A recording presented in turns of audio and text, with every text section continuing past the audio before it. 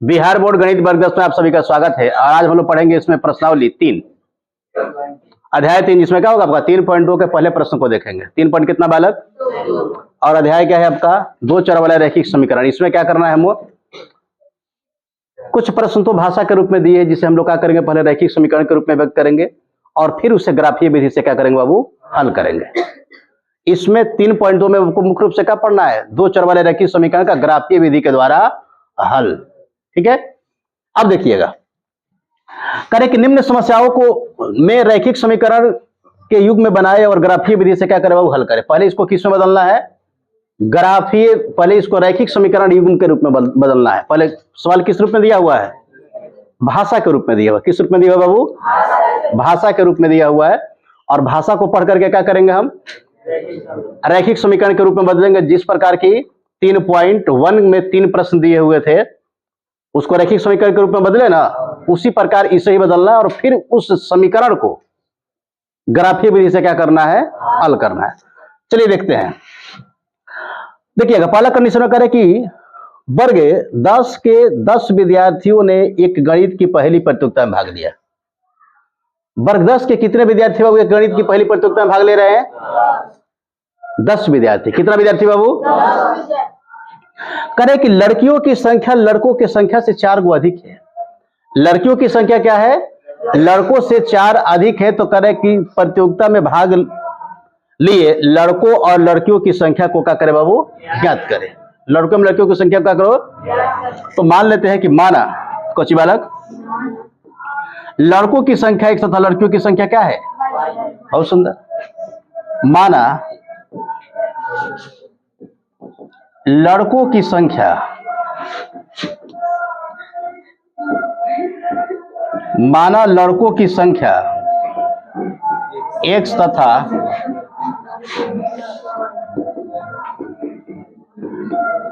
लड़कियों की संख्या क्या है बालक, लड़कों की संख्या 1 और लड़कियों की संख्या क्या है, और लड़का और लड़कों मिलाकर के कौन है, यानी कि x + y = 10 लिख सकते हैं। बोलिए, तो लिखेंगे यहां पे प्रश्न से, क्या लिखेंगे बाबू, x + y = कितना हो गया हमारा, समीकरण फर्स्ट हुआ। समीकरण क्या हो गया बाबू। दूसरा कंडीशन क्या कह रहा है, ध्यान दीजिएगा। दूसरा कंडीशन हम यहीं पे देख लेते हैं। दूसरा कंडीशन कह रहा है कि यदि लड़कियों की संख्या लड़कों की संख्या से 4 अधिक है। लड़कियों की संख्या क्या है, लड़कों की संख्या से 4 अधिक है। तो इसको भी देखिएगा पुनः प्रश्न से, कौची बालक, पुनः प्रश्न से क्या लिखेंगे बाबू, लड़कों की संख्या, कहे कि लड़कियों की संख्या लड़कों से क्या है, तो लड़कों की संख्या बाबू 1 है और लड़कियों की संख्या क्या है, पागल हुए क्या बाबू, y है, लेकिन 4 को क्या है, लड़कों से अधिक है। तो ये में तरह का 4 जोड़ देवे। बोलिए, कारण है कि लड़कों की संख्या किधर गया हो, यदि लड़कियों की संख्या लड़कों से 4 गुना अधिक है, घबराता वालों ध्यान दीजिएगा। कह रहे हैं कि यदि लड़कियों की संख्या लड़कों से 4 को क्या है, लड़कियों की संख्या लड़कों से 4 को क्या है बाबू, यानी कि हाई वाला अधिक है, तो इसमें हम 4 को जोड़ेंगे।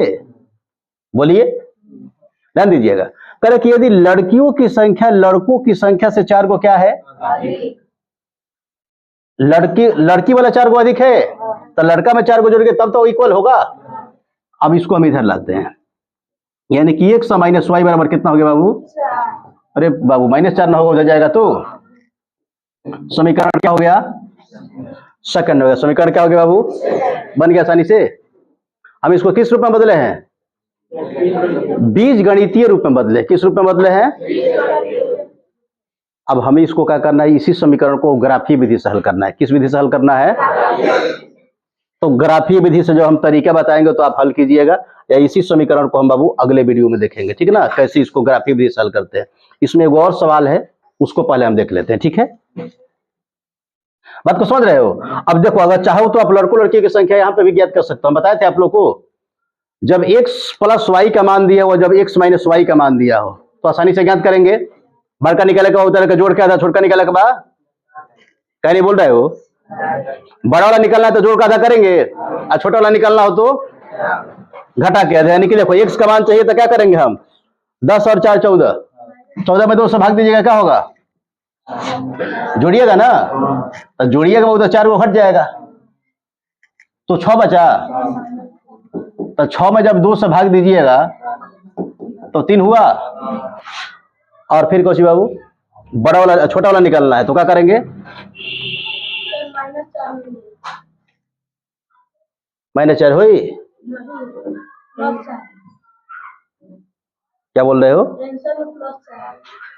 यहाँ पे प्लस दे रहा है, x माइनस वाई बराबर प्लस। गजब। चलो चेक कर लेते हैं फिर से। यदि लड़कियों की संख्या लड़कों की संख्या से 4 अधिक है, कितना अधिक है बाबू,